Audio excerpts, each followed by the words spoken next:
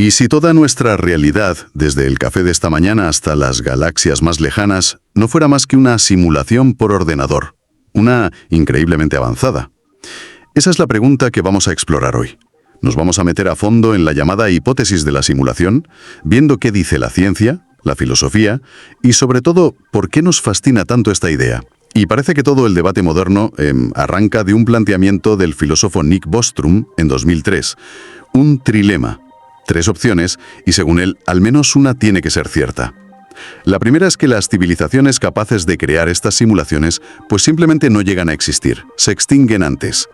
La segunda opción es que sí que llegan a esa etapa posthumana, pero por alguna razón, quizá ética o simplemente falta de interés, casi ninguna decide ejecutar estas simulaciones de sus antepasados. O sea, tienen el poder, pero eligen no usarlo. Y aquí viene la tercera, que es la que da vértigo. Si las 2 primeras son falsas, si sí que existen civilizaciones avanzadas y sí que ejecutan estas simulaciones, entonces la conclusión es que casi con toda certeza, nosotros estamos viviendo en una de ellas.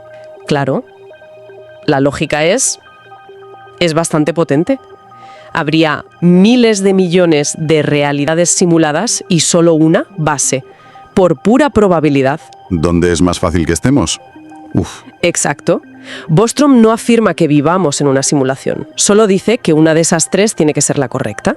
El debate es cuál, y ahí, la ciencia empieza a dar pistas muy curiosas. Vale, vamos a desgranar esto. Empecemos por la ciencia, porque hay ideas que parecen sacadas de una película de verdad. Las fuentes mencionan el principio holográfico, la idea de que nuestro universo de 3 dimensiones podría estar codificado en una superficie de 2. ¿Lo he entendido bien? Sí, como un holograma. ¿Que todo lo que experimentamos es una proyección? Es una idea teórica, sí, pero muy potente en física. De hecho, un estudio de 2017 encontró ciertas correspondencias matemáticas que la apoyan. Lo fascinante es que sugiere que el universo, en su nivel más fundamental, es información. No es materia, son bits. Y esto, claro, nos lleva de cabeza a la mecánica cuántica. Claro, la cuántica, donde todo se vuelve rarísimo. Ahí es donde se pone la cosa interesante. Un momento, porque según la mecánica cuántica, la realidad a nivel subatómico solo se decide cuando la observamos. Porque las fuentes usan una analogía que me ha dejado pensando. Lo comparan con un videojuego. Ah, la analogía del renderizado. Eso es. Que no renderiza cada hoja de cada árbol de todo el mapa a la vez porque sería un desperdicio de memoria.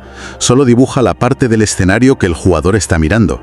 Es una analogía brutal, pero, podemos comparar las leyes del universo con un truco para ahorrar memoria en una consola. Es una pregunta justa. Obviamente no es una prueba, pero lo que inquieta a muchos físicos es el por qué. ¿Por qué la realidad se comportaría de una forma tan computacionalmente eficiente? Claro, la naturaleza no debería necesitar ahorrar recursos. Exacto. Esa coincidencia entre el comportamiento cuántico y una estrategia de optimización de recursos es lo que la hace tan potente. No demuestra nada, pero es una de esas pistas que alimentan la hipótesis. Entiendo, es la extraña coincidencia lo que hace saltar las alarmas. Y esto me lleva a otra idea que mencionan. El cerebro en una cubeta. Si el universo podría estar simulando la realidad ahí fuera, ¿no hacen ya nuestros cerebros algo parecido aquí dentro? Has dado totalmente en el clavo. Nuestro cerebro no percibe el mundo directamente. Lo que recibe son impulsos eléctricos de los ojos, los oídos, la piel, y con esa cascada de datos construye un modelo, una simulación interna de lo que llamamos realidad. La neurociencia nos lo dice claro, la percepción es una construcción activa. Vale, entiendo esa idea, pero ¿no hay una diferencia fundamental entre una simulación interna, creada por mi biología, y una externa, impuesta por un ordenador? Una es mi naturaleza y la otra, pues es una jaula. Absolutamente, y esa es la clave del experimento mental. La cuestión no es si son lo mismo, sino si podrías notar la diferencia. Y la neurociencia sugiere que si las señales eléctricas que llegan a tu cerebro fueran idénticas, tu experiencia subjetiva también lo sería. No tendrías forma de saber si vienen de tus ojos o de unos electrodos. Y eso sí que da vértigo. Vale, la idea del universo como algo eficiente y nuestro cerebro como un motor de simulación es fascinante. y bastante inquietante. Pero esto deja de ser una simple analogía cuando vemos lo que está pasando en tecnología. La velocidad a la que avanzamos es quizá el argumento más potente, ¿no? Es el núcleo del argumento tecnológico, sí. Se basa en una simple extrapolación. Las fuentes citan mucho a Elon Musk, que lo resume de forma muy gráfica. Sí, lo del Pong. Exacto. Hace 40 años teníamos Pong, 2 rectángulos y un punto. Esos eran los videojuegos. Ahora tenemos mundos virtuales fotorrealistas con millones de personas jugando a la vez. Y su argumento es, si asumimos cualquier ritmo de mejora, los videojuegos se volverán indistinguibles de la realidad. ¿Y no hablamos de un futuro tan lejano? Ya tenemos simulaciones científicas que modelan galaxias o el clima con una complejidad brutal. Y en el entretenimiento, la realidad virtual. Bueno, busca engañar a nuestros sentidos de forma cada vez más directa. Cascos, guantes ápticos... Claro, la inmersión total. Y si miras un poco más allá, a proyectos como Neuralink, que buscan crear interfaces directas cerebro-ordenador, el camino se vuelve aún más claro. Si esa tecnología madura, se podría generar una simulación directamente en nuestra corteza cerebral, sin gafas ni guantes. Sería como en Matrix, vamos, pero basado en una trayectoria tecnológica real. Uf, solo de pensarlo. De repente ponerme unas gafas de realidad virtual me parece algo increíblemente reconfortante. Al menos sabes que te las puedes quitar. O eso esperamos. Claro, pero todo esto necesitaría una cantidad de energía y de poder de cómputo que es inimaginable. Desde luego. Pero ahí entran conceptos como las esferas de Dyson, megaestructuras para envolver una estrella y capturar toda su energía. Para una civilización así, alimentar una supercomputadora cuántica para simular un universo podría ser un proyecto factible. Toda esta conversación parece muy del siglo XXI, pero uno de los documentos que hemos analizado señala algo clave. Llevamos haciéndonos estas preguntas miles de años. En absoluto es nueva. Es una de las preguntas filosóficas más antiguas. Platón, en el siglo IV a.C., ya nos dio la alegoría de la caverna. Los prisioneros que solo ven sombras en la pared y creen que esa es la realidad. Para ellos no hay otra cosa. Y luego Descartes, en el siglo XVII, lo llevó al extremo con su genio maligno. Claro, ¿cómo puedo estar seguro de que un demonio no me está engañando en todo? Y su conclusión, pienso luego existo. Lo único seguro es la propia conciencia que duda. En la misma estructura de duda, el demonio de Descartes ahora es un programador anónimo. La tecnología moderna solo le ha dado un nuevo disfraz a una vieja sospecha. Pero esto plantea la pregunta importante. Si fuera verdad, ¿significaría que nuestras vidas son una farsa? ¿Que nada importa? Esa es la gran pregunta, claro. Si todo es código, ¿mis decisiones son reales? ¿Mi sufrimiento? ¿Mi alegría? Y aquí el filósofo David Chalmers introduce una idea, que lo cambia todo.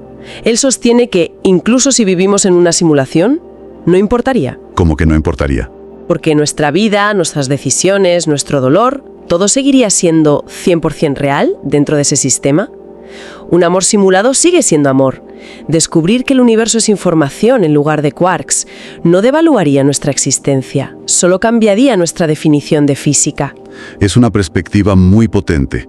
No invalida la experiencia, solo cambia el marco. Y claro, la cultura popular ha explorado esto hasta la saciedad. The Matrix es el ejemplo que todo el mundo conoce. La píldora roja contra la azul, la metáfora definitiva. Elegir entre la verdad incómoda y la ilusión confortable. Una película que, por cierto, se inspiró directamente en el filósofo Jean Baudrillard. En una escena se ve su libro Simulacre y simulación. Baudrillard hablaba de una hiperrealidad, un punto donde las copias se vuelven más reales que lo real. The Matrix es la visualización de esa idea. Y otro ejemplo genial que citan las fuentes es el show de Truman. Un hombre cuya vida entera es un plató de televisión. La frase del creador del show es demoledora. Aceptamos la realidad del mundo que se nos presenta. Exacto. Te deja con una sensación de paranoia que captura la esencia de todo esto. Ok, hemos montado un caso bastante convincente y sinceramente un poco aterrador. Pero las fuentes también dedican mucho espacio a rebatirlo. No todo el mundo está convencido, ni mucho menos. No, para nada. Hay críticas muy duras desde la propia ciencia. ¿Cuál es la principal? La principal, y es muy seria, es que la hipótesis es infalsable. El filósofo de la ciencia, Karl Popper, estableció que para que una teoría sea científica debe poder ser refutada. Tiene que haber algún experimento que, si da un resultado concreto, demuestre que la teoría es falsa. Espera, explícame eso mejor. ¿Quieres decir que no es ciencia porque no se puede demostrar que es falsa?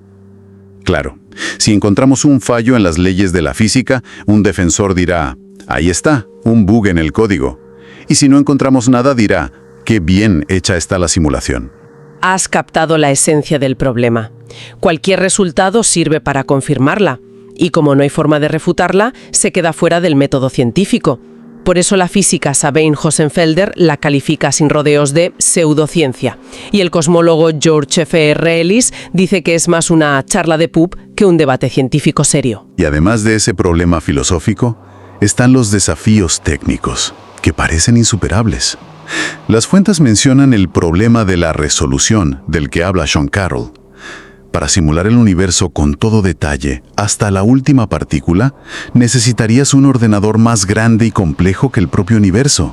Es un sinsentido. La única forma de evitarlo sería, lo del renderizado, que solo se simule lo que se observa. Pero cada vez observamos más y con más detalle. Telescopios, aceleradores de partículas.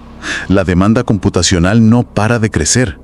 O sea que la simulación tendría que estar actualizándose constantemente para seguirnos el ritmo. Exacto.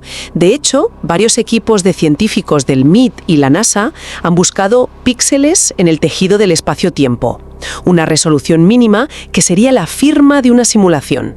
Y hasta ahora no han encontrado nada de nada. Y luego hay dos críticas más conceptuales que me parecieron muy interesantes. Una es que esto es básicamente una versión moderna de la religión. ¿Ah, sí? ¿El programador es el nuevo Dios? Los fallos en el código son los nuevos milagros. La estructura de un creador omnipotente y oculto es la misma. Es una crítica frecuente, sí. Y la otra es que la hipótesis, en el fondo, no explica nada, es innecesaria. Simplemente patea el problema a un nivel más arriba. ¿A qué te refieres? Si nuestra existencia se explica porque alguien nos programó, ¿quién programó a los programadores? Entras en una regresión infinita que no resuelve el misterio del origen de todo, solo lo pospone. Bien, a pesar de todas estas críticas, que son muy contundentes, una de las fuentes termina con una postura muy directa. Argumenta que la simulación no solo es posible, sino que es la explicación más lógica de todas. Esa es una afirmación muy audaz, desde luego. Va a contracorriente de buena parte de la comunidad científica. Vale la pena repasar sus puntos. El primero es el ajuste fino del universo. Las constantes físicas, la gravedad, la velocidad de la luz, parecen calibradas con una precisión exquisita para que exista la vida. Argumenta que se parecen más a parámetros de configuración que a una casualidad. Un argumento clásico del diseño, pero en un contexto computacional. Interesante. ¿Cuál es el segundo? Que la propia naturaleza del universo es matemática. Todo se rige por reglas, por ecuaciones. El tejido de la realidad parece un sistema basado en información, como el motor de física de un videojuego. Tercero, imagino que vuelve a la mecánica cuántica. Exacto. La idea de que la realidad solo se concreta al ser observada funciona como un truco de optimización para ahorrar recursos. El cuarto punto que mencionan es la conciencia. La experiencia subjetiva, según esta fuente, es muy difícil de explicar como una propiedad que emerge de la materia tonta, pero encaja mucho mejor como un fenómeno dentro de un sistema de información. Y el quinto y último punto es una especie de argumento por eliminación. La alternativa, que todo esto surgió por pura y ciega suerte, es, según esta fuente, estadísticamente mucho menos creíble que la idea de un diseño o una simulación. Lo que esta perspectiva hace es enmarcar el debate como una elección forzada entre una casualidad casi imposible y un diseño. Pero incluso desde esta postura subraya algo crucial en lo que coincide con Chalmers. Aunque fuera una simulación, nuestra experiencia es real. El dolor simulado duele. La alegría simulada se siente. El significado que encontramos en nuestras vidas es nuestro. Eso no cambia. Dar una respuesta que parece improbable, quizá el valor de esta hipótesis está en las preguntas que nos obliga a plantearnos. Y nos deja con una implicación ético para el futuro que es fascinante. Si alguna vez descubrimos que somos simulados, ¿cómo nos obligaría eso a tratar a las inteligencias artificiales conscientes que nosotros podamos crear? Claro, una especie de regla de oro entre niveles de realidad.